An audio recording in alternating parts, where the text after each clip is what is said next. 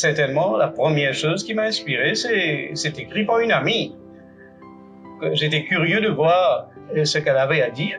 Et depuis notre enfance, on a eu l'habitude à lire les auteurs mauriciens comme Le Clésio, comme Shehnaaz Patel, ou sinon Ananda Devi. Donc, je me suis dit, une nouvelle personne qui a commencé à écrire, donc pourquoi pas, hein? C'est quelque chose de fort louable dans le sens que ça aiderait aux jeunes à comprendre the do's and don'ts dans le mariage. Je sais que beaucoup d'entre nous sont déjà au courant que, par exemple, l'Église catholique a un programme qu'on appelle le CPM, le cours de préparation pour le mariage.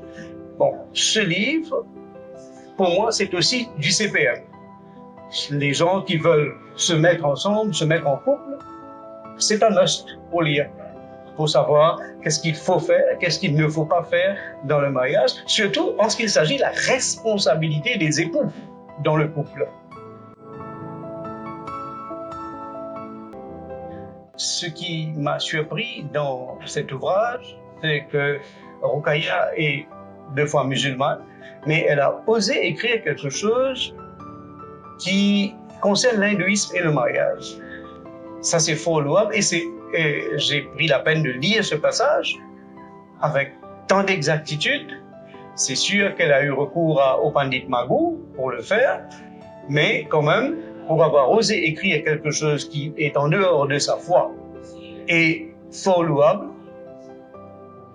aussi, je trouve que les passages qui suivent dans ce livre concernant surtout les responsabilités entre époux, avec tant de cassures que nous voyons tous les jours, à chaque fois dans les journaux, on lit que le taux de divorce augmente.